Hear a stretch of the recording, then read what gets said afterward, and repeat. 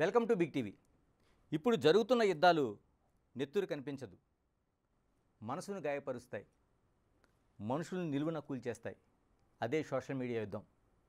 ఇలాంటి social media యుద్ధాలు ఇప్పుడు సర్వసాధారణమైపోయాయి, పార్టీలకు ప్రధాన అస్త్రాలుగా మిగులుతున్నాయి.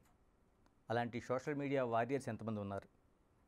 మనతో సోషల్ మీడియా వారియర్గా అనేక ఇబ్బందులను ఎదుర్కొని ఈ రోజున వాటిని ఎదుర్కొని నిలబడ్డ యష్ మనతో ఉన్నారు. యష్ గారు నమస్తే. నమస్కారం. ఇలా ఉంది, ఆనందంగా కనిపిస్తున్నారు. మా ప్రభుత్వం వచ్చిందిగా, సో ఉగ్రవాది పరిపాలన పోయి ప్రజా పరిపాలన వచ్చినందుకు సంతోషంగా ఆనందంగా ఉన్నా. ఇంతకీ యష్ ఎవరు, ఏం చేస్తారు? ఒక సాధారణ పౌరుడు, ఆంధ్రప్రదేశ్ రాష్ట్రం మీద ప్రేమ, రాష్ట్రంలో పుట్టినందుకు రాష్ట్ర రుణం తీర్చుకోవాలనే ప్రయత్నంలో భాగంగా 2019లో జగన్మోహన్ రెడ్డి అధికారంలోకి వచ్చిన తర్వాత రాష్ట్రాన్ని ఏ రకంగా సర్వనాశనం చేస్తున్నాడో చూసి ఓర్చుకోలేక ప్రశ్నించే ఒక గలంగా మారి జగన్మోహన్ రెడ్డి చేస్తున్న అరాచకాలను ప్రశ్నిస్తూ ఆంధ్రప్రదేశ్ రాష్ట్రాన్ని కాపాడుకోవాలనే ప్రయత్నంలో భాగంగా జగన్మోహన్ రెడ్డి తప్పులను ఎత్తి చూపించే ప్రయత్నం చేస్తుంటే నా మీద కేసులు పెట్టి నా కుటుంబాన్ని వేధించి వెంటాడి మా తమ్ముడిని అరెస్ట్ చేయాలని చెప్పి, మా తల్లిగారిని అరెస్ట్ చేయాలని చెప్పి నానా రభస చేసి జగన్మోహన్ రెడ్డి నన్ను ప్రజలకు పరిచయం చేసే ప్రయత్నం చేశాడు. జగన్మోహన్ రెడ్డి అరాచకాలని 2019 నుంచి 2024 వరకు ప్రజలకి చూపించే ప్రయత్నం అనుక్షణం చేస్తూనే ఉన్నాను. దానిలో భాగంగా ఎన్నో అరాచకాలు, ఎన్నో అకృత్యాలు, ఎన్నో అఘాయిత్యాలు జగన్మోహన్ రెడ్డి పార్టీ చేసినవన్నీ కూడా ప్రజలకి వివరించే ప్రయత్నం చేసి సక్సెస్ అయ్యామనుకుంటాం. దానిలో భాగంగానే 2 నెలల ముందు వచ్చి ఆంధ్రప్రదేశ్ రాష్ట్రంలో 64 నియోజకవర్గాలు పర్యటించి రాష్ట్రంలో వైఎస్ఆర్ కాంగ్రెస్ పార్టీ ఓటర్లకే టార్గెట్గా జగన్మోహన్ రెడ్డి ఏ రకంగా వాళ్ళని మోసం చేశాడో చెప్పే ప్రయత్నం చేసి సక్సెస్ అయ్యాం. అందుకని ఈరోజు 164 సీట్లు వచ్చాయి. దానిలో మాది కూడా ఉడతా భక్తి సాయం చేశామని మేము అనుకుంటాం. యష్, నేను స్ట్రైట్గా అడదలుచుకున్నాను. అంటే రాజకీయాల్లోని విమర్శలు, ప్రతి విమర్శలు, పాలనలు, ఓటములు, గెలుపులు సర్వసాధారణం. జగన్మోహన్ రెడ్డిని అంత టార్గెట్ చేయాల్సిన అవసరం ఒక టీడీపీ మీరు ఆ ఫేవర్గా కావచ్చు, లేకపోతే సోషల్ మీడియా నిర్వహిస్తున్న వ్యక్తిగా కావచ్చు, అంత టార్గెట్ చేయాల్సిన అవసరం ఏమొచ్చింది? జగన్మోహన్ రెడ్డి మేము ఎప్పుడు టార్గెట్ చేయలేదండి. ఆయన చేస్తున్న పనుల్ని ప్రజల్లో ఎత్తి చూపించేవాళ్ళం. ఆయన తీసుకుంటున్న పిచ్చి తుగ్లక్ నిర్ణయాలని రాష్ట్ర ప్రజలందరికీ తెలియజేసే ప్రయత్నం చేశాం. ఒక రాష్ట్రానికి రాజధాని కావాలి, ఆ రాజధానే లేకుండా చేసిన ఒక రాజకీయ ఉగ్రవాదిగా మారిన జగన్మోహన్ రెడ్డిని ఆంధ్రప్రదేశ్ రాష్ట్ర ప్రజలందరికీ పరిచయం చేసే ప్రయత్నం చేశాం. జగన్మోహన్ రెడ్డి అనుక్షణం ఒక పిచ్చి తుగ్లక్లాగా, ఒక రాజకీయ ఉగ్రవాదిలాగా, ఒక ఆర్థిక ఉగ్రవాదిలాగా వ్యవహరించాడు తప్పితే ముఖ్యమంత్రిలా ఎప్పుడూ వ్యవహరించలేదు. రాష్ట్రాన్ని సర్వనాశనం చేయడమే కంకణం పెట్టుకొని రాష్ట్రాన్ని పూర్తిగా సర్వనాశనం చేసి అప్పుల కుప్పలాగా మార్చేసి రాష్ట్రాన్ని ఈరోజు సహజ వనరులు కూడా అమ్మేసుకొని రాష్ట్రం మీద 14 లక్షల కోట్ల రూపాయల అప్పులు తీసుకొచ్చి రూపాయి సంపద సృష్టించకుండా, ఒక ప్రాజెక్టు తీసుకురాకుండా, ఒక రూపాయి పెట్టుబడి తీసుకురాకుండా రాష్ట్రాన్ని కుక్కలు చెప్పిన విస్తరాకు చేసిన వ్యక్తిని ఏమనాలి? అందుకే నేను ముద్దుగా జగన్మోహన్ రెడ్డిని రాజకీయ ఉగ్రవాది అని పిలుచుకుంటా. ఇది ఏ సంబంధం లేకుండా మీరు అబ్రాడ్లో ఉండి ఇంత యుద్ధం చేయాల్సిన అవసరం ఉందంటారా? ఏ సంబంధం లేదు అని ఎలా అనుకుంటారు? నేను ఆ రాష్ట్రంలో పుట్టా, ఆ రాష్ట్రంలో పెరిగా, ఆ రాష్ట్రం నాది. నేను పుట్టిన గడ్డ అన్యాయం అయిపోతుంది చూస్తూ ఊరుకోలేకపోయాను. ఒక 5 ఏళ్ల పసిపాపని రేప్ చేయటం, 3 నెలల పసిపాపలో ఏం కనిపిస్తుందో వాళ్ళని రేప్ చేయటం, 70 ఏళ్ల వృద్ధురాలను రేప్ చేయటం, 16 ఏళ్ల బాలుని సజీవ దహనం చేయటం, ఇవన్నీ చూసిన తర్వాత ఆంధ్రప్రదేశ్ రాష్ట్రం ఎటువైపు వెళ్తుందో రాష్ట్ర ప్రజలందరికీ చూపించాలని ఒక తాపత్రయం తప్పితే ఏం లేదు. అక్కడ జగన్మోహన్ రెడ్డి పరిపాలన ఎంత దరిద్రంగా ఉంది అని ఆంధ్రప్రదేశ్ రాష్ట్ర ప్రజలందరికీ వివరించే ప్రయత్నం చేశాం. దానిలో భాగంగానే జగన్మోహన్ రెడ్డికి మేము ఎప్పుడైతే వాస్తవాలు చెప్పడం మొదలుపెట్టామో, ఎప్పుడైతే జనాల్లోకి మేము వెళ్తాం మొదలుపెట్టామో, ఎందుకంటే ఆంధ్రప్రదేశ్ రాష్ట్రంలో బులుగు మీడియా ఛానల్ తప్పితే మిగతా ఏ ఛానళ్ళు ప్రసారంలో లేవు, అన్నీ కట్ చేసి పడేశారు. ఆ బులుగు మీడియా ఛానళ్ళు జగన్మోహన్ రెడ్డికి భజన తప్పితే ఏం చేసేవి కాదు. ఒక 16 ఏళ్ల బాలుడు అమర్నాథ్ అనే వ్యక్తి సజీవ దహనం చేస్తే దాన్ని కూడా ప్రచారం చేయాలి వాళ్ళు. ఒక 5 ఏళ్ల బాలిక మీద రేప్ చేస్తే దాన్ని కూడా ప్రచారం చేయాలి. డిగ్రీ కాలేజ్ మహిళల్ని అంటే విద్యార్థులని బలవంతంగా వ్యభిచార కొంపలు తరలిస్తుంటే దాన్ని కూడా ప్రచారం చేయాలి. తప్పులనేది కూడా తప్పుగా చూపించే ప్రయత్నం చేయలేదు వైఎస్ఆర్ కాంగ్రెస్ పార్టీకి సంబంధించిన సోషల్ మీడియా, బ్లూ మీడియా. ఎప్పుడైతే మెయిన్ స్ట్రీమ్ మీడియా అక్కడ టెలికాస్ట్ అవ్వట్లేదో, మెయిన్ స్ట్రీమ్ మీడియా ద్వారా రాష్ట్రంలో జరుగుతున్న అరాచకాలు ప్రజలకు తెలియట్లేదో, అప్పుడు మాలాంటి వాళ్ళు గలం విప్పి, మాలాంటి వాళ్ళు సోషల్ మీడియా వేదిక ద్వారా, వీడియోల వేదిక ద్వారా ప్రజలందరినీ చైతన్యపరిచే ప్రయత్నంలో భాగంగానే జగన్మోహన్ రెడ్డి ఎప్పుడైతే మా వల్ల ఇబ్బంది పడుతున్నాడని తెలుసుకున్నాడో అప్పుడు మా మీద కేసులు పెట్టడం మొదలుపెట్టాడు. ఓకే. దానిలో భాగంగానే లుకౌట్ నోటీస్ ఇచ్చాడు. దానిలో భాగంగానే ఇతర కేసులు పెట్టి పోలీస్ స్టేషన్లో అవి ఇవి తిప్పే ప్రయత్నం చేశాడు. నా పాస్పోర్ట్ లాక్కునే ప్రయత్నం చేశాడు. నా తల్లి గారికి బాగాలేదు, నేను చూసి వెళ్దాము, కామ్గా వచ్చి కామ్గా వెళ్ళిపోదాం అనుకున్నా. లుకౌట్ నోటీస్ ఇచ్చి ఎయిర్పోర్ట్లో అరెస్ట్ చేశారు. తద్వారా ఆంధ్రప్రదేశ్ రాష్ట్ర ప్రజలకు తెలియని కూడా యశ్ అంటే ఎవరో తెలిసిపోయింది. అంటే మీరు ఎలాగ లుకౌట్ నోటీస్ని చర్చించారు కాబట్టి ఒక పార్టీ మీద అభిమానం ఉండొచ్చు, లేకపోతే ఆ గవర్నమెంట్ కాకుండా ప్రజలకు మేలు జరగట్లేదు కాబట్టి ఇంకో గవర్నమెంట్ మారాలనుకోవచ్చు. ఇలా అభిమానించే వాళ్ళని, లేకపోతే ఒక మంచి కోరుకునే వాళ్ళని, అంటే మీ తల్లిని చూడడానికి వచ్చిన టైంలో మిమ్మల్ని లుకౌట్ నోటీస్ ఇచ్చి అరెస్ట్ చేయించడం, అంటే కనీసం బయటికి అడుగు తీసి అడుగు వేయలేని పరిస్థితి ఏమనిపించింది ఆ టైంలో? అంటే జగన్మోహన్ రెడ్డి ఎంత సైకోపాత్ చెప్తారండి. లుకౌట్ నోటీస్ ఇచ్చాడు. మా మదర్ హాస్పిటల్లో ఉన్నారు. నేను పోలీసులు చెప్పా, మీరు తీసుకెళ్తున్నారు బాగానే ఉంది, నేను మీతో వస్తాను, నాకేం భయం లేదు, నన్ను ఒకసారి హాస్పిటల్ తీసుకెళ్ళండి, నేను తల్లిని చూసి నేను మళ్ళీ ఏమంటే మీ కార్లో వస్తా అని చెప్పా. అక్కడున్న పోలీసులు సానుభూతిగా ఉన్నారు. నన్ను తీసుకోవడానికి వచ్చిన పోలీసులు సానుభూతిగానే ఉన్నారు. ఆ పోలీసులకి సజ్జల ఆఫీస్ నుంచి కాంటాక్ట్లో ఉన్నారనమాట. వీళ్ళ సజ్జల ఆఫీస్తో వాళ్ళ తల్లిగారిని హాస్పిటల్లో చూడటానికి వెళ్ళాలంటున్నాడు, తీసుకొస్తామంటే వాళ్ళు వద్దన్నారు, అసలుకి నో అన్నారు. ఎంత సైకోపాత చూడండి. అంటే ఒక తల్లికి విలువ ఇవ్వనోడు, తండ్రికి విలువ ఇవ్వనోడు, బాబాయికి విలువ ఇవ్వనోడు, ఒక చెల్లికి విలువ ఇవ్వనోడు ఈ రిలేషన్స్ గురించి తెలుస్తాయని నేను అనుకోవట్లా. కానీ ఏ రోజు కూడా నేను జగన్మోహన్ రెడ్డి మీద యుద్ధం మొదలుపెట్టిన రోజే అనుకున్నా, ఏదో ఒక రోజు నాకు ప్రాణహాని ఉంటుంది అని అనుకున్నా. కానీ మన రాష్ట్రం, మన పుట్టిన గడ్డకి ఏదో రకంగా రుణం తీర్చుకోవాలండి. అది ఏదో ఒక రకంగా తీర్చుకోవాలి. నేను ఈ రకంగా ఆంధ్రప్రదేశ్ రాష్ట్రాన్ని చైతన్యపరిచి రుణం తీర్చుకోవాలనుకున్నా. ఆంధ్రప్రదేశ్ రాష్ట్రాన్ని జగన్మోహన్ రెడ్డి నుంచి కాపాడాలి అనుకున్నా. ఆ రకంగా రాష్ట్రం రుణం తీర్చుకోవాలనుకున్నా. ఖచ్చితంగా సక్సెస్ అయ్యామని నేను అనుకుంటున్నా. అంటే మీరు ఏదైతే అనుకున్నారో లక్ష్యం, తెలుగుదేశం పార్టీ కార్యకర్తగా అనుకున్నారా, నిజంగా ఆంధ్రప్రదేశ్ రాష్ట్రం పైన ఒక సాధారణ పౌరుడిలాగా అనుకున్నారా? ఒక ఆంధ్రప్రదేశ్ రాష్ట్ర సాధారణ పౌరుడిగా అనుకున్నా ఫస్ట్. రెండోది ఏంటంటే, చంద్రబాబు నాయుడు గారు తెచ్చిన కాలేజీలో నేను చదువుకున్నా, చంద్రబాబు నాయుడు గారు తెచ్చిన కంపెనీలో నేను ఉద్యోగాలు చేశా. తద్వారా నేను విదేశాలకు వెళ్ళి సెటిల్ అయ్యా. అలానే నాలాగా కూడా చాలామంది విద్యార్థులు గత 5 సంవత్సరాలు 2019 నుంచి 2024 వరకు ఎంతోమంది విద్యార్థులు గంజాయికి గురైపోయారు, ఇతరితర ఇల్లీగల్ యాక్టివిటీస్కి గురైపోయారు. వాళ్ళకి ఇక్కడ రాష్ట్రంలో కంపెనీయో ఉద్యోగ పెట్టుబడులు వచ్చిండుంటే ఎంతోమంది ఉద్యోగాలు చేసుకునేవాళ్ళు. చంద్రబాబు నాయుడు గారు మళ్ళీ అధికారంలో తీసుకొస్తే నాలాగా ఎంతోమంది విద్యార్థులు, నాలాగా ఎంతోమంది నిరుద్యోగులు, అంటే నిరుద్యోగులు నాలాగా ఉద్యోగుల్లో మారే అవకాశం ఉంటుంది. రైట్? నాలాగా పై చదువులు చదువుకొని అమెరికాలో స్థిరపడటం, వేరే దేశాల్లో స్థిరపడటం. ఈ రోజుకి చెప్తారండి, చంద్రబాబు నాయుడు గారి హయాంలో 94 నుంచి 2004 వరకు జరిగిన అభివృద్ధి వల్ల, తెచ్చిన కాలేజీల వల్ల, తెచ్చిన కంపెనీల వల్ల ఈరోజు ఎంతోమంది విదేశాల్లో స్థిరపడున్నారు. వాళ్ళందరూ కూడా ఏదో రకంగా రుణం తీసుకోవాలనుకునే ఉద్దేశంలో భాగంగానే మొన్న 2024 ఎలక్షన్లో ఎంతోమంది విదేశాల నుంచి 2 లక్షలు, 4 లక్షలు, 6 లక్షలు టికెట్లు పెట్టుకొని కుటుంబ సభ్యులుగా భార్యాభర్త ఇద్దరు వచ్చి ఓట్లేసి వెళ్ళారండి. ఇతర దేశాల్లో ఉండి ఒక యుద్ధాన్ని చేసిందో, ఒక యుద్ధమే అంటున్నాను నేను, అలాంటి యుద్ధం చేసిన ఎవరైతే ఉన్నారో కుల ప్రాతిపదికగా మాత్రమే జరిగింది తప్ప మిగతా రాష్ట్రం పైన అభిమానం కావచ్చు, లేకపోతే మా పరిపాలన పట్ల వ్యతిరేకత కావచ్చు, ఇలాంటి ఏ అంశాలు కాదు. కేవలం కుల ప్రాతిపదికగా తెలుగుదేశం నడిపిన ఒక యుద్ధంగా వాళ్ళు ఎక్కువ విమర్శ చేస్తూ వచ్చారు. మీరు ఏం సమాధానం చెప్తారు? ఒకటండి, తెలుగుదేశం పార్టీ కులం మతం అనేది ఏమి ఉండదండి. తెలుగుదేశం పార్టీకి కులం అనేది అభివృద్ధి, మతం అనేది సంక్షేమం. ఈ రెండే తెలుసు తెలుగుదేశం పార్టీకి. మేము ఏ రోజు కూడా కులాల ప్రాతిపదికన ఎప్పుడు కూడా చేయలేదు. కానీ జగన్మోహన్ రెడ్డికి కుల గజ్జె ఎక్కువ ఉంటుంది.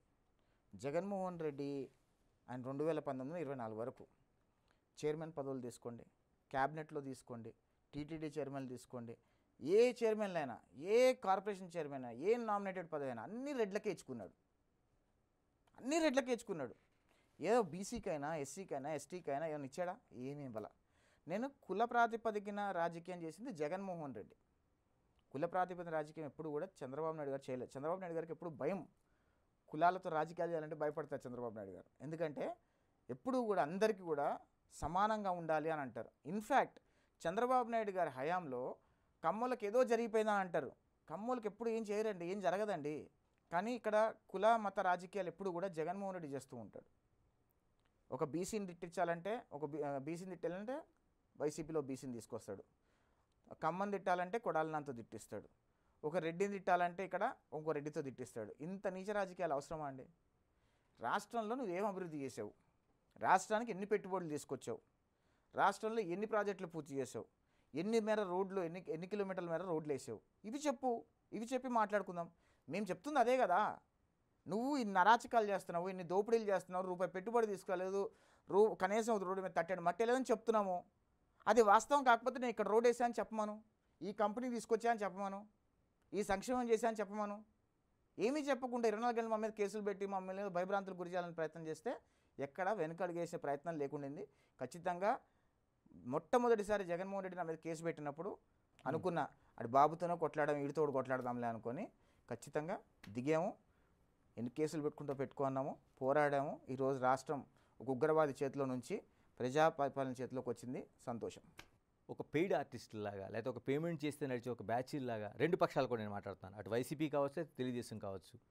నిజంగా ఇలా పేమెంట్లు జరుగుతున్నాయా, లేకపోతే కమిటెడ్గా చేస్తున్న వాళ్ళు కాక మిగతా పేమెంట్లు తీసుకుని చేస్తున్న వాళ్ళు ఉన్నారా, ఏంటి అసలు ఓవరాల్గా తెలుసుకుందామని. తెలుగుదేశం పార్టీకి మేజర్గా ఫాలోయింగ్ కానీ కార్యకర్తలు కానీ స్వతహాగా ఉన్న వాళ్ళందరూ కూడా కమిటెడ్గా చేసేవాళ్ళేనండి. ఎవ్వరు కూడా వాళ్ళ పార్ట్ టైం జాబ్ ఇదంతా కూడా ఎన్ఆర్ఐస్ కూడా చాలామంది కమిటెడ్గా పనిచేస్తున్నారు. వాళ్ళు ఎన్ఆర్ఐస్కి ఏం అవసరం అండి? ఎన్ఆర్ఐ నిజంగా చెప్పాలంటే జగన్మోహన్ రెడ్డికి అంత సీన్ ఉందా, లేదా చంద్రబాబు నాయుడు గారికి అంత సీన్ ఉందా? ఎన్ఆర్ఐలను మేపే అంత ఏం అవసరం చెప్పండి.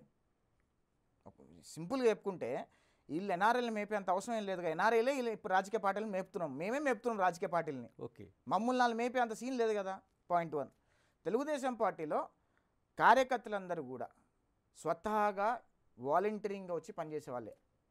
వైసీపీలో స్వతహాగా వాలంటీరింగ్గా పనిచేసే కార్యకర్తలు ఎంతమంది ఉన్నారు ఒకసారి ఏళ్ళ లెక్క పెట్టుకోండి. తెలుగుదేశం పార్టీకి స్వతహా కార్యకర్తలే గ్రోత్ ఇంజన్గా, కార్యకర్తలే సోషల్ మీడియా ఇంజన్గా పనిచేస్తున్నారు. ఎక్కడ ఐప్యాక్ అనే సిస్టమ్లు పెట్టుకొని ఎక్కడ పనిచేయలేదు కదా. మీకు కూడా కొన్ని ప్యాకేజీలు ఉన్నాయి కదా. ఏం ప్యాకేజీలు ఉన్నాయి? మేమేం ప్యాకేజీలతో పనిచేయలేదు. ఇంటర్నల్గా ఎక్కడ మేమేం ప్యాకేజీలతో పనిచేయలేదు. సర్వేలతో కానీ దేంతో కానీ టీడీపీ అంటే ప్యాకేజీలతో ఐప్యాక్ అనే సంస్థలతో పనిచేయడం వేరు, మా సర్వే సంస్థలు మాకు పనిచేయడం వేరు. ఓకే, లుకౌట్ నోటీస్ దగ్గర నుంచి ఇప్పుడు దాదాపు 13 కేసులు ఉన్నట్టున్నాయి మీ పైన. ఆ కేసుల పరిస్థితి ఏంటి? అంటే ప్రభుత్వాలు నడుస్తున్న తర్వాత ప్రభుత్వాలు తన పని తాను చేసుకుంటూ పోతుంటాయి. మరి యశస్విని లాంటి వాళ్ళ పరిస్థితి ఏంటి? కొట్లాడతాం, కేసులు లీగల్గా వెళ్తాము, లీగల్గా కొట్లాడతాము. ప్రభుత్వాలకు కేసులు ఏంటంటే జగన్మోహన్ రెడ్డి వాళ్ళు ఉంటాడు, రేపు పోతాడండి. ప్రభుత్వం రాజకీయం శాశ్వతం కాదు. ఇవాళ ఒక నాయకుడు ఉంటాడు, రేపు ఒక నాయకుడు వస్తాడు. బట్ ఈ కేసులన్నీ కూడా దొంగ కేసులు పెట్టారనేది యావత్తు ప్రపంచానికి తెలుసు. ఆఖరికి ఆ జడ్జి గారికి కూడా తెలుసు. లుకౌట్ నోటీస్ ఎవరి మీద ఇస్తారండి? జగన్మోహన్ రెడ్డి లాంటి ఆర్థిక ఉగ్రవాదుల మీద, జగన్మోహన్ రెడ్డి లాంటి రాజకీయ ఉగ్రవాదుల మీద లుకౌట్ నోటీసులు ఇస్తారు. అవునా? ఆయన చేసిన ఆర్థిక నేరాలు. మేము ఏం చేసాము? జగన్మోహన్ రెడ్డిని ప్రశ్నించినందుకు మా మీద లుకౌట్ నోటీస్ ఇవ్వడం ఎంత అరాచకం అది. కోర్టులో అడిగాము, లుకౌట్ నోటీస్ ఇచ్చారు మా మీద, మేము ఏం తప్పు చేసాం చెప్పండి అని. ముఖ్యమంత్రి గారిని రాజకీయ ఉగ్రవాది అన్నారు, అందుకనే లుకౌట్ నోటీస్ ఇచ్చామని చెప్పారు వచ్చి బయటికి. నవ్వాలో ఏడవాలో అర్థం కాల జడ్జి గారికి కూడా. క్వాష్ చేశారు. పాస్పోర్ట్ ఎందుకు లాక్కున్నారా బాబు అని అడిగారు. మళ్ళీ పారిపోతాడేమో పాస్పోర్ట్ లాక్కున్నాం అని అన్నారు. పారిపోయిన అయితే వచ్చేవాడిని కాదు కదా. ఫస్ట్ దమ్ముగా వచ్చాను కదా. నాకు తెలీదా నీకు ప్రభుత్వం ఉంది, నేను వస్తే నేను కంటకు కనపడితే నేను చంపేస్తాను నాకు తెలీదా? తెలుసు కదా. అయినా ధైర్యం చేసి వచ్చాం కదా రాష్ట్రంలోకి. అంటే ఖచ్చితంగా జగన్మోహన్ రెడ్డి ఎదుర్కోవడానికే వచ్చాం. ఒక విధంగా చూడాలంటే రఘురామకృష్ణరాజు గారు లాంటి వ్యక్తిని, పట్టాభి గారు లాంటి వ్యక్తిని, దేవినేని గారు లాంటి వ్యక్తిని మ్యాన్ హ్యాండ్లింగ్ చేశారు. అచ్చెన్నాయుడు గారు లాంటి వ్యక్తిని మ్యాన్ హ్యాండ్లింగ్ చేశారు. నా మీద చెయ్యి కూడా వేయలేకపోయాడు జగన్మోహన్ రెడ్డి. చెయ్యి కూడా వేయలేకపోయాడు. జగన్మోహన్ రెడ్డి నన్ను చూసి భయపడ్డాడు అని చెప్తాను నేను. ఒక లుకౌట్ నోటీస్ ఇచ్చి ఎయిర్పోర్ట్లో అరెస్ట్ చేసి ఎయిర్పోర్ట్ నుంచి గుంటూరు తీసుకెళ్ళి సిఐడి ఆఫీస్లో నన్ను కొడదాము అని అనుకుని కూడా అక్కడున్న పోలీసులందరూ చేతులెత్తేసారు. సంబంధం లేదు, మేము మ్యాన్ హ్యాండ్లింగ్ చేయము అని.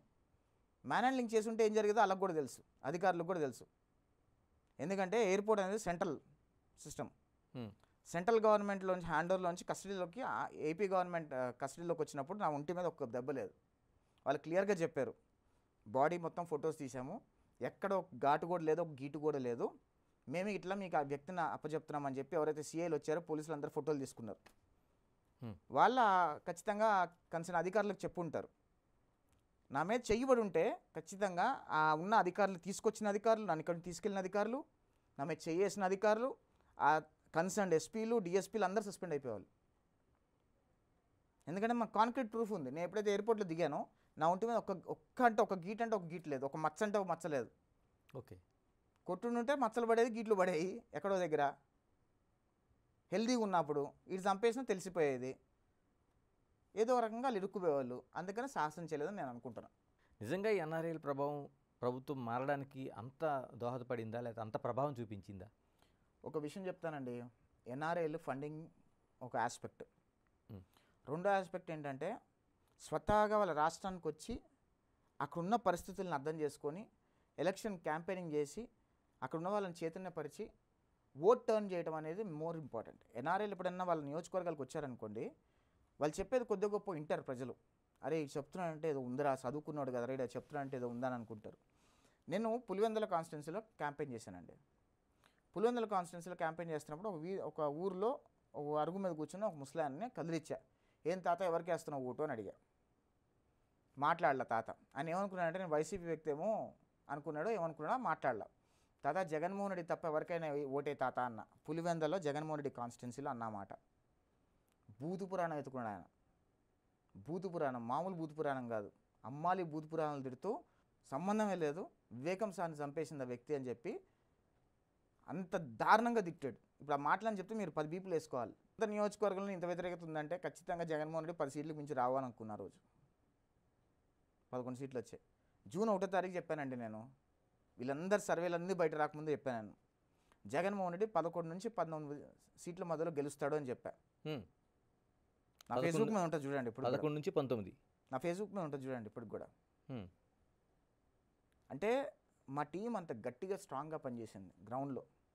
ఏ బేస్లో పనిచేశారండి? ఇప్పుడు చెప్తున్న మీరు ఫిగర్ చూస్తుంటే నిజంగా గవర్నమెంట్కి 11 సీట్లే వచ్చినాయి, మీరు 11 నుంచి 19 సీట్లు అంటున్నారు. అంటే ఏ గ్రౌండ్లో మీకు అలా అనిపించింది? నియోజకవర్గం అంటే పార్లమెంట్కి 3000 శాంపుల్స్ కలెక్ట్ చేసామండి. జెన్యూన్గా చేసాం 3000 శాంపుల్స్ పార్లమెంట్కి. దానిలో వచ్చిన ప్రకారం మేము నా ఫేస్బుక్ మీదకి వెళ్తే మీరు ఖచ్చితంగా చూడొచ్చు. కాంక్రీట్గా ఆ రోజు నేను చెప్పిన ఫిగర్స్తో సహా ఈరోజు తూచేతాయిగా అటు ఇటు వచ్చి ఉంటే నేను ఆ రోజు 160 చెప్పాను, 164 వచ్చినాయి ఆ రోజు. యష్ గారు, మీరు 11 సీట్లను మాత్రం చూపిస్తున్నారు, సుమారు 40% ఓట్లు ఉన్నాయి వాళ్ళకి. మరి ఈ ప్రజల అభిప్రాయాన్ని ఏమనుకోవాలి మనం? నేను ఒక క్వశ్చన్ అడుగుతాను మిమ్మల్ని. మన భారతదేశంలో ఒక చిన్న పిల్ల రేప్ చేసినోడిని, ఒక 10 ఏళ్ల పాపని ఒకటి రేప్ చేశాడు అనుకోండి, వాడిని మీరు సపోర్ట్ చేస్తారా? ఖచ్చితంగా చేయం కదా. చేయరు కదా. వాడికి ఉరిశిక్ష పడితే మీరు ఉరిశిక్ష వేయాలి అంటారు, అలాగే నీ పక్కనోడు ఉరిశిక్ష వేయొద్దు అంటాడు. అర్థమైందా లాజిక్? భారతదేశంలో ఒక రేపిస్ట్కి న్యాయ తీర్పు ఉరిశిక్ష వేయాలి అని న్యాయ తీర్పు వస్తే కొన్ని సంఘాలు ఉంటే ఉరిశిక్ష వేయొద్దు అని ఫైట్ చేసే సంఘాలు కూడా ఉన్నాయి కదా, ఉన్నాయా లేవా? అలానే రాజకీయంలో కూడా ఎంత పనికి మాలినోడైనా సరే వాడికి కూడా ఒక ఫ్యాన్ ఫాలోయింగ్ ఉంటుందో బేస్ ఉంటుంది. ఆ బేసే ఈ 39%. అసలుకి 2029కి వైఎస్ఆర్ కాంగ్రెస్ పార్టీ అనేది కాంగ్రెస్ పార్టీలో కలిసిపోయే పార్టీ అండి. సింపుల్, రాసి పెట్టుకోండి. ఇది ఆన్ రికార్డ్ చెప్తున్నాయి. వాళ్ళ ఏం ఆశిస్తున్నారు ప్రభుత్వం నుంచి? రెండోది, తెలుగుదేశం ప్రభుత్వం ఒకటే కాదు, ఇది ఒక కూటమి ప్రభుత్వం. ఒకవైపు బీజేపీ ఉంది, మరోవైపు పవన్ కళ్యాణ్ అందులో పాత్రధారుడిగా కొనసాగుతున్నారు. ఎలా ఉండబోతుంది ప్రభుత్వాన్ని? మీరు ఏం ఆశిస్తున్నారు ఎన్ఆర్ఐలుగా? ఆంధ్రప్రదేశ్ రాష్ట్రం బాగుపడాలి, రాష్ట్రానికి పెట్టుబడులు రావాలి, రాష్ట్ర రాజధాని కట్టేయాలి. ఒక రాష్ట్రం బాగుపడాలి, దేశం బాగుపడాలి అన్న ఎడ్యుకేషన్ మెడికల్ ఫ్రీ చేసేసి వికలాంగులకి వృద్ధులకి పెన్షన్లు ఇస్తూ మిగతా అన్ని పథకాలు ఎత్తేస్తే రాష్ట్రమే కాదు దేశం కూడా బాగుపడుతుందని నా అభిప్రాయం. మీరు చెప్తున్న సూచన చేయడం ప్రభుత్వాలకు సాధ్యమేనా? ఎందుకంటే ఇంతకు ముందంతా పథకాలను అనుభవిస్తూ వచ్చారు ఓటర్లంతా. దమ్మున నాయకుడు చేస్తాడు. చంద్రబాబు నాయుడికి లేకపోతే ఆ కూటమికి దమ్ముందా ఇప్పుడేమో? అంటే రాజకీయాలు అంటే రాష్ట్రంలో ఉన్న రాజకీయ పరిస్థితుల వల్ల కాకపోవచ్చు, కానీ అలా చేస్తే మంచిది అని చెప్తున్నాను. మోడీ గారు బోల్డ్ డెసిషన్ తీసుకొని మన దేశంలో విద్య వైద్యం ఫ్రీ, వృద్ధులకి వికలాంగులకి పెన్షన్, మిగతా ఇంకేవీ లేవు, మిగతా అన్నీ కూడా రద్దు చేసేస్తున్నామని అంటే కనుక మోదీ గారు దేశ చరిత్రలో మిగిలిపోతారు. ల్యాండ్ టైటిలింగ్ యాక్ట్ అది అంతకుముందు అంతర్లీనంగా ఎక్కడ నడిచిందో ఏంటో తెలియదు, కానీ మీరు దాన్ని అవతల వైపు నుంచి చిచ్చు అనుకోవచ్చు, మీ వైపు నుంచి ఒక ఆజ్యం అనుకోవచ్చు, లేకపోతే ఒక ఫ్లేమ్ అనుకోవచ్చు. మీరు రైజ్ చేశారు దాన్ని.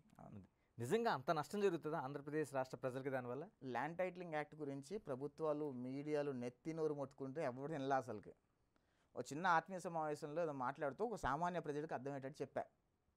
ఆ వీడియో భయంకరంగా వైరల్ అయింది.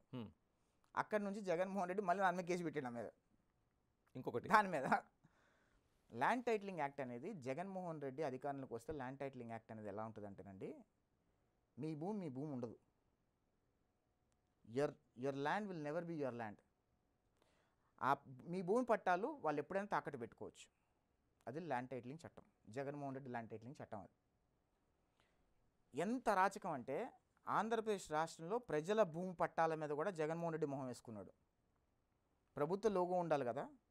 అంటే ల్యాండ్ టైటిలింగ్ యాక్ట్ అనేది రాష్ట్ర ప్రభుత్వం చేసింది కాదు, కేంద్ర ప్రభుత్వం చేసిన ల్యాండ్ టైటిలింగ్ యాక్ట్కి జగన్మోహన్ రెడ్డి తీసుకొచ్చిన ల్యాండ్ టైటిలింగ్ యాక్ట్కి చాలా డిఫరెన్స్ ఉంది. మేము అదే ఎక్స్ప్లెయిన్ చేసాం. అమెండ్మెంట్స్ అంటారు. కేంద్ర ప్రభుత్వం చేసిన ల్యాండ్ టైటిలింగ్ యాక్ట్లో ఎక్కడా కూడా మీ ల్యాండ్ ప్రభుత్వం తాకట్టు పెట్టుకోవచ్చని ఎక్కడా లేదు. కానీ దాని అమెండ్మెంట్ ఆంధ్రప్రదేశ్ రాష్ట్ర ప్రభుత్వం చేసిన ల్యాండ్ టైటిలింగ్ యాక్ట్లో ప్రభుత్వ ఆధీనంలో మీ ఒరిజినల్ పత్రాలు ఉంటాయని ఉంది. ఆడెవడు నా భూమి పట్టాలు వాడెవడు పెట్టుకోవడానికి? Who easy? జగన్మోహన్ రెడ్డికి ఏం అవసరం? నా భూమి పట్టాలు నిద్రపెట్టుకోవడానికి నీకేం అవసరం? అవునా కదా? అంటే నీకు సంపద సృష్టించడం చేత కాదు, రాష్ట్రం పెట్టుబడులు తీసుకోవడానికి చేత కాదు. రేపు నీకు మొహానికి ఎవడో అప్పు ఇవ్వకపోతే రేపు నా భూమి పట్టాలు కూడా నువ్వు తాకట్టు పెట్టేసుకుంటావు. అదే కదా, ఆ స్కామ్ మీదే కదా నువ్వు ల్యాండ్ టైటిలింగ్ యాక్ట్ తీసుకొచ్చింది. నేను అదే ఆంధ్రప్రదేశ్ రాష్ట్ర ప్రజలకు వివరించే ప్రయత్నం చేశాం, దానిలో సక్సెస్ అయ్యాం. ఇండియా వచ్చారు, మీరు అనుకున్న గవర్నమెంట్ వచ్చింది, కలిసారు చంద్రబాబు గారిని కానీ లోకేష్ గారిని కలిసారా? కలిసాం. బాబు గారు లోకేష్ గారు కార్యకర్తలకి, కష్టపడ్డ కార్యకర్తలకు ఎప్పుడు గౌరవిస్తారు. మేము పెద్దగా ఏం అడగాల్సిన అవసరం లేదండి. లోకేష్ గారికి మెసేజ్ పెట్టి సార్ మేము కలవాలనుకుంటున్నాం అంటే ఇమీడియట్గా రమ్మంటారు. బాబు గారు అని ఇమీడియట్గా రమ్మంటారు. కార్యకర్తలను ఎప్పుడు కూడా దగ్గరగా చూసుకుంటారు, కుటుంబ సభ్యుల్లో చూసుకుంటారు. ఈరోజు కూడా లోకేష్ గారు కానీ బాబు గారు కానీ కార్యకర్తలకి కష్టం వచ్చింది అంటే బయట చెప్పుకొని 10 రకాలుగా చెప్పుకొని వాళ్ళ కష్టం తీర్చే బ్యాచ్ కాదు అది. ఇమీడియట్గా వాళ్ళ సంబంధించిన కన్సర్న్ అధికారులకు చెప్పడం కానీ, కన్సర్న్ టీంకి చెప్పడం కానీ, పలానా అబ్బాయినికి ఏదో కష్టం ఉంది చూడండి అని చెప్పే మనస్తత్వం లోకేష్ గారిది, చంద్రబాబు నాయుడు గారిది. లోకేష్ గారు రెడ్ బుక్, అందులో ఎన్ని పేర్లు చేర్చారు మీరు? లోకేష్ గారు రెడ్ బుక్లో ఖచ్చితంగా వాళ్ళ పరిధులు దాటి, అంటే వాళ్ళ పోర్ట్ఫోలియోకు వాళ్ళ ఏదైతే అధికార దుర్వినియోగం చేశారో ఖచ్చితంగా వాళ్ళందరికీ తగిన శిక్షలు అయితే పడతాయి. న్యాయస్థానంలో లీగల్ ఎంటిటీలోకి తీసుకొచ్చి, లీగల్ ప్లాట్ఫామ్ ఫ్రేమ్వర్క్లు తీసుకొచ్చి అలాంటి అధికారులు ఎవరైతే అతి ఉత్సాహం చూపించారో, ఎవరైతే దొంగ కేసులు పెట్టారో, ఎవరైతే జగన్మోహన్ రెడ్డి బూట్లు నాకి ప్రతిపక్షాల మీద, అదేవిధంగా ప్రతిపక్ష నాయకుల మీద దొంగ కేసులు పెట్టి ఇబ్బందులు పెట్టే ప్రయత్నం చేశారో ఖచ్చితంగా వాళ్ళందరికీ కూడా సరైన గుణపాఠం చెప్పే రోజులు దగ్గరలో ఉంది. ఆల్రెడీ స్టార్ట్ అయింది. తప్పకుండా ఈ కొడాలి నానిగాడి దగ్గర నుంచి, దేవినేని అవినాష్ గారి దగ్గర నుంచి, వల్లంనేని వంశీ గారి దగ్గర నుంచి వీళ్ళందరికీ సరిగ్గా సమాధానం చెప్తాం, దాని డౌటే లేదు. ఇలా ఎలాంటి పాలన కోరుకుంటున్నారు? ఎందుకంటే దాదాపు ఇప్పుడు 100 రోజులకి దగ్గర పడుతుంది, 70 రోజులు పై దాటి మనకు ప్రయాణం జరుగుతుంది. మీరు అంటే అబ్రాడ్ నుంచి ఉండి ఏదైతే టీం ఎటువంటి సూచనలు చేసింది ప్రభుత్వానికి సంబంధించి? మీరు ఇందాక ఒక సూచన ఒకటి చేశారు, అటువంటి ఏమైనా ప్రభుత్వం దృష్టికి తీసుకెళ్ళాము మేము. అంటే సూచనల కంటే కూడా మేజర్ ఇన్వెస్ట్మెంట్స్ ప్రకారం మేము ఎక్కువ ఫోకస్ చేస్తున్నాము. ఎక్కడ ఇన్వెస్ట్మెంట్స్ మేము తీసుకురాగలము ఆంధ్రాకి, ఏ కంపెనీ సీఈఓలని బాబు గారితో కూర్చోబెట్టగలుగుతాము, ఆ పరంగా మా ఎఫర్ట్ చాలా ఎక్కువ ఉంది.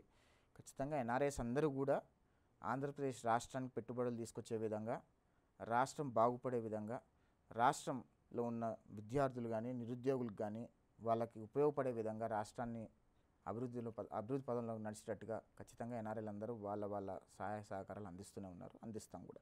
ఏదైతే రెడ్ బుక్ కావచ్చు, లేకపోతే మిగతా ప్రతీకారం కావచ్చు, జరుగుతున్న దాడులు అది పరస్పరం కావచ్చు, లేకపోతే టార్గెటెడ్గా కావచ్చు, దీనిలోనే పడిపోయి వెళ్తుంది ప్రభుత్వం, అనుకున్న లక్ష్యాన్ని ఎలా చేరగలుగుతుందనే ఒక విమర్శ అయితే కనిపిస్తుంది. ఏమీ లేదండి. చంద్రబాబు నాయుడు గారు ఫుల్ ఫోకస్గా డెవలప్మెంట్ మీద ఫోకస్గా ఉన్నారు. కరెక్ట్గా నెక్స్ట్ 3.5-4 yearsలో అమరావతి కట్టేస్తారు చంద్రబాబు నాయుడు గారు. ఓకే, షూర్, అమరావతి అయిపోతుంది 3.5-4 yearsలో. ఆల్రెడీ జంగిల్ క్లియరెన్స్లో ఉంది. జంగిల్ క్లియరెన్స్ అయిపోయిందంటే పట్టాలు ఎక్కుద్ది. పట్టాలు ఎక్కింది అంటే పెద్దగా ఎక్కువ టైం పట్టదు, అయిపోతుంది. ఒకసారి అమరావతి ఫుల్ ఫ్లెడ్జ్గా ఎస్టాబ్లిష్ అయింది అంటే ఆంధ్రప్రదేశ్ రాష్ట్రం భారతదేశంలో టాప్ 3 స్టేట్స్లో వన్ ఆఫ్ ద బెస్ట్ స్టేట్గా ఉంటుంది, దానిలో డౌటే లేదు. జగన్మోహన్ రెడ్డి అనే వ్యక్తి ఇంకా జీవితంలో ఎప్పుడు గెలవడు, అది రాసి పెట్టుకోండి మీరు. మొన్నే బొత్సాకి విడిచిపెట్టారు కదా, ఎలాగ ప్రజలు మీరు చెప్తున్న మాటలు ఎలా నమ్మగలుగుతారు? ఏంటి, బొత్సాకి ఎమ్మెల్సీని విడిచిపెట్టగలిగారు కదా? వాళ్ళ ఎమ్మెల్సీ అండి, అది తెలుగుదేశం పార్టీ ఒక ప్రోటోకాల్ ఉంటుంది. ఎవరన్నా చచ్చిపోయిన ఉన్నాను అనుకోండి, వాళ్ళ మీద తెలుగుదేశం పార్టీ ఎప్పుడైనా పోటీ చేసిందా? చరిత్ర ఉందా ఎప్పుడైనా? వైసీపీ వాడు చచ్చిపోతే వాళ్ళ సీటు వాళ్ళకే వదిలేసాం. ఆ రోజు మేము గవర్నమెంట్లో ఉండి కూడా మేము గెలిచే సీటు కూడా వదిలేసాం మేము. ఎందుకంటే తెలుగుదేశం పార్టీ ఎప్పుడు కూడా ఒక ఒక ఒక లైన్ ఫాలో అవుతుంది. ఆ లైన్ని మేము కొనసాగిస్తున్నాం. అదేవిధంగా జగన్మోహన్ రెడ్డి ప్రభుత్వంలో ఉన్నప్పుడు తెలుగుదేశం పార్టీలో ఒక ఎమ్మెల్యే చనిపోతే వాళ్ళ కూతురికి టికెట్ ఇస్తాం యునానిమస్ చేయమంటే చేయలేవాడు. అంటే నేను చివరిగా అడగదలుచుకున్నాను మిమ్మల్ని, మీరు ఏదైతే అనుకున్న లక్ష్యం ఉందో, అంటే ఈ ప్రభుత్వం మీరు ముందుగా ఒక మాట చెప్పారు, నేను తెలుగుదేశం కార్యకర్తగా కంటే ఒక రాష్ట్రానికి శ్రేయభిలాషిగా, ఒక పౌరుడిగా నేను ఆ రాష్ట్రం బాగోగులు కోరుకుని నేను నా ప్రయత్నం, నా యుద్ధం ఇంత చేశానన్నారు. అలాంటిది డీవియేషన్ జరిగితే, ఎందుకంటే ఇప్పుడు తెలుగుదేశం ఒకటే కాదు ప్రయాణం, అందులో బీజేపీ ఉంది, పవన్ కళ్యాణ్ ఉన్నారు. డీవియేషన్ జరిగితే మీరు బయట నుంచి యుద్ధం చేసే ఎన్ఆర్ఐలుగా మీ సోషల్ మీడియా యుద్ధం ఎలా ఉండబోతుంది? అంటే అస్త్రాలు పడేసి ఉంటుందా, యుద్ధం చేయగలుగుతారా? Nothing, there is no compromise in it. ప్రభుత్వం తప్పు చేస్తుంటే తప్పు ఎత్తి చూపించే బాధ్యత మేము తీసుకుంటాం, దానిలో డౌటే లేదు. అసలుకి ప్రభుత్వంలో ఎక్కడైనా లోపాలు ఉంటే ఖచ్చితంగా చెప్తాము. ఇంకో విషయం చెప్తానండి, ప్రభుత్వంలో చిన్న తప్పులు జరిగితే కూడా మేము ఇమీడియట్గా లోకేష్ గారి దృష్టి తీసుకెళ్తే ఫ్రాక్షన్ ఆఫ్ మినిట్స్లో కరెక్షన్ జరుగుతుంది. 2014 నుంచి 2019 వరకు చిన్న చిన్న ఇష్యూస్ మేము ఐడెంటిఫై చేసినప్పుడు ఇమీడియట్గా లోకేష్ గారు పెట్టేవాళ్ళం. లోకేష్ గారు ఇది ఇది ఇది జరుగుతుంది, ఎందుకంటే పెద్ద పై నాయకులు తెలిసి జరగవు కొన్ని ఇష్యూస్. మేము ఆయనకు మెసేజ్ పెట్టేవాళ్ళం, వాట్సాప్ మెసేజ్ పెట్టగానే ఇమీడియట్గా ఆ సంబంధించిన అధికారులకు పంపించడం, రెక్టిఫై చేయటం. ఆ రెక్టిఫై చేసుకోవడం అనేది ఒక మంచి ఆస్పెక్ట్ అండి. జగన్మోహన్ రెడ్డి ప్రభుత్వంలో అది లేదు. అరే నువ్వు ఇట్లా చేస్తున్నావు, ఇది తప్పు, ఇక్కడ 16 ఏళ్ల బాలుడిని చంపేశారు, తప్పు, శిక్షించు వాళ్ళని అంటే అసలు ఉల్టా కుటుంబం మీద కేసులు పెట్టాడు జగన్మోహన్ రెడ్డి ప్రభుత్వం. అదే ఇన్సిడెంట్ తెలుగుదేశం ప్రభుత్వంలో అయితే కనుక ఎవరెవరైతే ఉన్నారో అందరికీ శిక్షలు పడి అందరికి కేసులు పెట్టి లోపల తోసేవాళ్ళు. అది తెలుగుదేశం పార్టీ కార్యకర్తనే ఎవడైనా సరే తోసేసేవాళ్ళు లోపలికి. అదే ఆ ఇన్సిడెంట్లో వైసీపీ కార్యకర్తల మీద ఒక్కడి మీద కేసు పడిందా? ఒకడన్నా లోపల పోయాడా? అంత పెద్ద ఇష్యూ జరిగితే ఒక్క వైసీపీ కార్యకర్తను అరెస్ట్ అయ్యాడా? అది ప్రజాస్వామ్యము. వైఎస్ఆర్ కాంగ్రెస్ పార్టీ జగన్మోహన్ రెడ్డి నాయకత్వంలో ప్రజాస్వామ్యం అనేది ఉండదు. రాష్ట్రాన్ని అడ్డగోలుగా రేప్ చేసి పెట్టాడు జగన్మోహన్ రెడ్డి. 2019 నుంచి 24 వరకు రాష్ట్రాన్ని రేప్ చేసి సర్వనాశనం చేశాడు జగన్మోహన్ రెడ్డి. అందుకనే జగన్మోహన్ రెడ్డి పరిపాలన పట్ల ప్రజలందరూ వెక్స్ అయిపోయి జగన్మోహన్ రెడ్డిని చిత్తుగా ఓడించి 11 సీట్లకు ఇచ్చి మూల కూర్చోబెట్టారు. కనీసం ప్రధాన ప్రతిపక్ష హోదా కూడా ఇవ్వకుండా, నువ్వు ప్రధాన ప్రతిపక్ష హోదా కూడా పనికిరావురా బాబు, నువ్వు మూల కూర్చో అని 11 సీట్లు ఇస్తే ఈరోజు కోర్టుకు వెళ్ళి నాకు ప్రధాన ప్రతిపక్ష హోదా ఇవ్వనని అని అడుక్కుంటున్నాడు. ఇంత నీచమైన రాజకీయ నాయకుడు బహుశా భూప్రపంచం మీద ఎవడు ఉండడని నేను అనుకుంటున్నాను. మీరు చంద్రబాబు నాయుడుకో లేకపోతే లోకేష్ గారికో సజెషన్స్ ఇస్తే తీసుకోవడం వేరే, ఆ ప్రభుత్వం అనుకున్న మార్గం లక్ష్య సాధనలోనా లేకపోతే ఉమ్మడి ప్రభుత్వంలోంచి కొంచెం డివేట్ అయినప్పుడు యుద్ధం చేయడం వేరే. ఆ యుద్ధానికి ఎన్ఆర్ఐలుగా మీరు సిద్ధంగా ఉన్నారా? ఎలాంటి యుద్ధం చేయాలి? 100% అండి, 100%. ఎటు డీవియేషన్ ఏమైనా ఉన్నా, ఇష్యూస్ ఏమైనా ఉన్నా ఖచ్చితంగా యుద్ధం చేస్తాను, దానిలో డౌటే లేదు. ప్రజలకి మంచిగా అంటే ఇప్పుడు ఏదైతే వైసీపీ మీద ఎలాంటి యుద్ధం చేశారో రాష్ట్ర శ్రేయస్సు కోసం అలాంటి యుద్ధమే చేస్తారు మీరు. కానీ రాష్ట్ర శ్రేయస్ వైసీపీకి మేము చేసిన యుద్ధము పాలసీ మేకింగ్లో కానీ లేదా ఇట్లాంటి దానిలో మేము యుద్ధాలు చేయలా. జగన్మోహన్ రెడ్డి ప్రజల్ని చంపేస్తున్నాడు, దాని మీద యుద్ధం చేశాం. జగన్మోహన్ రెడ్డి ప్రశ్నిస్తే ప్రజలను చంపేశాడు, ప్రశ్నిస్తే దొంగ కేసులు పెట్టాడు, ప్రశ్నించిన వాళ్ళని జైలులో పెట్టే ప్రయత్నం చేశాడు. తెలుగుదేశం పార్టీ కార్యకర్తల్ని, జనసేన పార్టీ కార్యకర్తల్ని నడి రోడ్డు మీద నరికి చంపేశాడు. ఇట్లాంటి ఇష్యూస్ అన్నీ ప్రజల్లోకి తీసుకెళ్లే ప్రయత్నం చేశాం. లిక్కర్ మీద 1 లక్ష కోట్ల రూపాయలు దొబ్బేశాడు. ఇవన్నీ డబ్బులు ఎక్కడికి పోయినాయని అడుగుతున్నాను. ఇంత అరాచకం చేశాడు. నువ్వు ఒక ప్రాజెక్ట్ తీసుకురాపోయింటే, ప్రాజెక్ట్ కట్టలేకపోయింటే అడిగేవాళ్ళం కాదు, ఓకే కట్టని రాలే అనుకుని వదిలేసేవాళ్ళం, విమర్శ చేసేవాళ్ళం. కానీ ఇవన్నీ అరాచకాలండి. తెలుగుదేశం ప్రభుత్వంలో ఈ అరాచకాలు జరగవు. మీరు ఒక్క దాఖలు చూపించండి. తెలుగుదేశం ప్రభుత్వంలో ఆయన 3 సార్లు ముఖ్యమంత్రి చేశాడు, ఈసారి 4వ సారి ముఖ్యమంత్రి. గత 3 సంవత్సరాలు 15 సంవత్సరాల పరిపాలనలో, చంద్రబాబు నాయుడు గారి 15 సంవత్సరాల పరిపాలనలో ఎక్కడైనా ఇన్ని అరాచకాలు జరిగినాయా? ఎన్టీఆర్ గారి హయాంలో ఎప్పుడైనా అరాచకాలు జరిగినాయా? ఎక్కడ జరగలా. దరిద్రపు కూడా రాజకీయ నాయకుడు ఉన్నాడు అంటే కనుక భూప్రపంచం మీద జగన్మోహన్ రెడ్డి. జనసేన స్టాండ్, పవన్ కళ్యాణ్ తీసుకున్న స్టాండ్ ఆ రోజున అనేక విమర్శలకు దారితీసింది. కనీసం ఈయన అనుకున్న సీట్లు కూడా తీసుకోలేకుండా ఎందుకు వెనకని చేస్తున్నాడు అనేది మీకేమనిపించింది? ఎందుకంటే రెండు ప్లాట్ఫామ్స్గా మీ యుద్ధం అంతా అప్పుడు కొనసాగేది. అటు జనసేన సంబంధించిన సోషల్ మీడియా వేరే ప్రయాణం చేసేది, మీరు వేరే ప్రయాణం చేసేవారు. ఏమనిపించింది ఆ స్టాండ్ చూస్తే మీకు అప్పుడు? జనసేనలు మాతో పొత్తులో ఉన్నారు, నేను పెద్దగా కామెంట్ చేయను దాని గురించి. బట్ పవన్ కళ్యాణ్ గారు సపోర్ట్ చేయడం అనేది మంచి పద్ధతి. అది రాష్ట్రం బాగు కోసం అని వచ్చి కూటమిలో చేరారు. ఈరోజు ఆంధ్రప్రదేశ్ రాష్ట్రం బాగుపడాలి అనుకున్నారు కాబట్టి ఖచ్చితంగా ఆయన మూవ్ ఏదైతే ఉందో డెఫినెట్గా మేమందరం కూడా స్వాగతించాం. అదేవిధంగా మేమందరం కూడా ఆనందంగా ఒప్పుకున్నాం. ఎందుకంటే రాష్ట్రం బాగుపడాలని ఒక ఉద్దేశంతో ఒప్పుకున్నాం. ఒకవేళ తెలుగుదేశం పార్టీకి జనసేన పార్టీ తోడు అవ్వకపోయి ఉంటే తెలుగుదేశం పార్టీ మేబీ 110-120 సీట్లతో గెలిచేవాళ్ళేమో తెలుగుదేశం పార్టీ వాళ్ళు. మళ్ళీ జగన్మోహన్ రెడ్డి ఒక 60 సీట్లతో గెలిచి ఉండేవాడేమో, ఒక 40 నుంచి 60 సీట్లతో గెలిచి ఉండేవాడు. సో తెలుగుదేశం పార్టీకి బీజేపీ జనసేన తోడవటం వల్ల ఓట్ పోలరైజేషన్ అంతా జరిగి, ఓట్ ట్రాన్స్ఫర్ అంతా జరిగి 124 సీట్లు వచ్చాయి, which is very good. Andhra Pradesh రాష్ట్రాని కోసం పవన్ కళ్యాణ్ గారు, చంద్రబాబు నాయుడు గారు, పురంధేశ్వరి గారు కష్టపడుతున్నారు. రాష్ట్రం అభివృద్ధి చెందుతుందని మేము గట్టిగా నమ్ముతున్నాం. థ్యాంక్ యూ యశ్ గారు, thank you very much. Thank you. ఎన్ఆర్ఐలు ప్రత్యేకంగా చేసిన యుద్ధం ఏదైతే ఉందో ఇది ఆ రాష్ట్ర శ్రేయస్సు కోసం, అప్పుడు జరిగిన ప్రభుత్వం ఏదైతే అవలంబించింది విధానాలకు వ్యతిరేకంగా ఆ ప్రభుత్వం దిగాలనే ప్రయత్నం తప్ప, ఒక పౌరుడిగా చేసిన ప్రయత్నాలు ఆ యుద్ధాలే తప్ప మిగతావి కాదని యశ్ స్పష్టం చేస్తున్నారు. అయితే ఆ రాష్ట్ర శ్రేయస్సు కోసం ఇక మీదట ఈ ఉన్న ప్రభుత్వాలు ఎలాంటి తప్పులు జరిగినా దాన్ని ఎత్తి చూపడానికి తాము సిద్ధంగా ఉంటామంటున్నారు. Keep watching big TV.